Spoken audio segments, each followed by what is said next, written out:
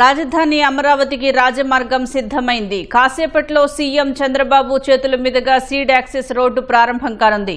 రాచబాట అందుబాటులోకి వస్తే ఇక రైమంటూ సాఫీగా దూసుకుపోవటమే. మరింత సమాచారం మా ప్రతినిధి కృష్ణ లైవ్ ద్వారా అందిస్తారు. సుజాత, ముఖ్యమంత్రి చంద్రబాబు చేతుల మీదుగా మరి కాసేపట్లోనే రెండో దశ సీడ్ యాక్సెస్ రహదారి అనేది అందుబాటులోకి రానుంది. తొలుత స్టీల్ బ్రిడ్జ్ వద్ద ఏర్పాటు చేసిన ఉండవల్లి వద్ద ఏర్పాటు చేసిన పైలాన్ను ముఖ్యమంత్రి చంద్రబాబు ప్రారంభిస్తారు. ఆ తర్వాత రెండోది కొండవీటి వాగు మీద నిర్మించిన మరో స్టీల్ బ్రిడ్జ్ని కూడా ఆయన ప్రారంభిస్తారు. ఆ తర్వాత అదే సీడ్ యాక్సెస్ రహదారి మీద రాయపూడి వరకు వెళ్తారు. అక్కడ ఎమ్మెల్యే ఎమ్మెల్సీ క్వార్టర్స్కి సంబంధించిన తాళాలను ఆయన హ్యాండ్ ఓవర్ చేసుకుంటారు. అలాగే ఈ కీలక ఘట్టంలో భాగస్వాములు అయ్యేందుకు రైతులు కూడా చుట్టుపక్కల గ్రామాల నుంచి పెద్ద ఎత్తున తరలి వచ్చారు. ఏదైతే ఈ కీలక ఘట్టంలో తాము భాగస్వాములు అవుతున్నందుకు కూడా వారు హర్షం వ్యక్తం చేస్తున్నారు. మరిన్ని వివరాలు వారిని అడిగే తెలుసుకుందాం. ఏంటి చెప్పండి, ఎట్లా ఫీల్ అవుతున్నారు, ఏంటి? చాలా హ్యాపీ అమ్మా. కూటమి ప్రభుత్వం వచ్చిన తర్వాత భూములు త్యాగం చేసి పోరాటం చేసి సాధించుకున్న రైతులందరూ చాలా హ్యాపీగా ఉన్నారు. వాళ్ళ హ్యాపీని చూసి తట్టుకోలేక జగన్ అయోమయంలో పడిపోయి ఏం మాట్లాడుతున్నాడో తెలియట్లేదు. ఫస్టే చెప్పా, నువ్వు అమరావతిని పూర్తి చేస్తే నీకే మేలు జరుగుద్దని. అది ఏడవలేకపోయాడు. ఇప్పుడు అభివృద్ధిని చూడలేక ఏం చేయాలో అర్థం కాక సతమతమైపోతున్నాడు. అయోమయంలో ఉండి రకరకాల హార్డీస్ సృష్టిస్తున్నాడు. కానీ చంద్రబాబు కన్నా విజన్ ప్లానింగ్ ప్రకారం అమరావతిని పూర్తి చేస్తారు. ఆంధ్రప్రదేశ్ అభివృద్ధిలోకి వెళ్తుంది. జై చంద్రబాబు. ఈరోజు చాలా శుభదినం అండి. అమరావతి అభివృద్ధిలో ముందడుగు. ఈ అభివృద్ధిని చూసి ఓర్వలేకనే జగన్మోహన్ రెడ్డి ఈరోజు కర్నూలులో జైలు మెలాగత్కి వెళ్తున్నాడండి. ఈ ఎంతసేపటికి దీన్ని డైల్యూట్ చేసేసి ఈ ప్రోగ్రామ్ని ఎవరు చూడకుండా చేయాలని చెప్పేసి అక్కడ పెట్టేసి వాళ్ళ అనుచరులతోటి 1,50,000 మందితోటి అక్కడ సభ ఏర్పాటు చేయాలని చెప్పి రోడ్ షో ఏర్పాటు చేసుకున్నాడు. కానీ ప్రజలెవరూ దీన్ని అంగీకరించలేదు. జగన్మోహన్ పరిపాలనని తిరస్కరించారు. 11 సీట్లు ఇచ్చి. జై అమరావతి, జై ఆంధ్రప్రదేశ్. నేను పెరవలి వచ్చానయ్యా. చంద్రబాబు గారు 2014-15 సంవత్సరంలో రాజధాని నిర్మాణానికి ల్యాండ్ పూలింగ్ ద్వారా 34,000 ఎకరాలు రైతులు స్వచ్ఛందంగా వచ్చి 34,000 ఎకరాలు ఇచ్చారు. గవర్నమెంట్ ఒక 26,000 ఎకరాలు ఉంది ఎన్సైజ్ భూమి. అది మొత్తం ఆ రోజునే 60,000 ఎకరాలు అయింది. కేవలం సంవత్సరంన్నరలోనే 1,000 బిల్డింగులు కట్టిన చరిత్ర చంద్రబాబుది. దానికి కూడా సెంట్రల్ గవర్నమెంట్ కానీ ఈ ఆర్బీఐ నుంచి లోన్లు తీసుకుందామంటే దొంగ రసీదు అక్కడ పంపించి దొంగ ఉత్తరాలు పంపించి ఆర్థిక సాయం పొందకుండా చేశాడు. 2024లో ఘోరంగా ఓడిపోయాడు. ఎందుకంటే రాజధాని నరకం చూపించాడు. రాజధాని రైతులకి 30 దగ్గర 4 సంవత్సరాల పైన నరకం చూపించాడు రాజధాని రైతులకి. ఎందుకంటే ఆ రోజున ఆర్కే రోజా మా అన్నకి కోతయ్యేడు దూరంలో ఇల్లు ఉంది, చంద్రబాబు చెంపపెట్టు ఇల్లు లేదని చెప్పి ఆ రోజున డ్యాన్స్ చేసింది రోడ్డు మీద.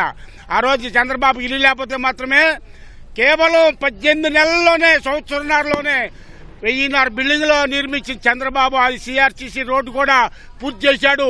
ఇది ఈ రోడ్డు కూడా కేవలం వాళ్ళ కార్యకర్తల పొలాలు ఉండి ఇవ్వకుండా చేసి ఇప్పుడు దాకా దీన్ని జాగు చేపించాడు. తర్వాత హైకోర్టులో రాజ్యాలను కొట్టేస్తే శుభ్రంగా చంద్రబాబు గారు శుభ్రంగా క్లాస్ లైన్ చేశాడు. ఇదే కాదు 3 లైన్లు 4 లైన్ రోడ్డు వస్తుంది. ఇదే కాదు చంద్రబాబు తెలుగుదేశం ఉన్నంతకాలం 5.5 కోట్ల ప్రజలందరూ చెబుతున్నా, కూటమి ఉంటే కూటమిని గెలిపించండి, కూటమి లేకపోతే సైకిల్ గుర్తుకొని తెలుగుదేశానికి కానీ సుఖంగా బతకండి. మీ కార్యకర్త కిలార్ రాము, పెనమలూరు. జై తెలుగుదేశం. మరి ఈరోజు రాష్ట్రానికే కాక దేశానికి కూడా ఒక తలమాటంగా నిలిచిన రాష్ట్ర రాజధానికి సీడ్ యాక్సిస్ రోడ్డు అత్యంత బలమైనది. ఎందుకంటే ఈ ముఖద్వారం ఇన్నాళ్ళ బట్టి 1 ఇవ్వకపోయినా మరి కోర్టు చెప్పింది విస్తృత ప్రయోజనాల దృష్ట్యా ఈ దారిని వెళ్ళనివ్వండి, రాష్ట్రానికి ఎంతో ఉపయోగం అని చెప్పింది. ఆ కొంచెం భూమి కూడా ఇచ్చారు. ఈ రోజు బాబు గారు మరి దీన్ని ఓపెన్ చేయటం ఈ రాష్ట్రానికే మరి పెద్ద పండగగా భావిస్తా ఉన్నాం.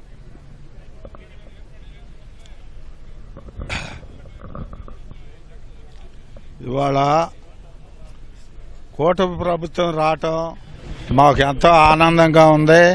ఈయన కౌళ్ళే ఆడలేకపోయాడు. 2 సంవత్సరాల కౌళ్ళు వీలేదు. రైతులు మేము ఏమి తిని బతకాలా? ఈ జగన్ ప్రతిపక్షానికి కూడా పనికిరాడు. మానవత్వం సిగ్గు శరం లేని మనిషి. ఇతనికి మళ్ళా వస్తాడనే ఆశలు లేవు.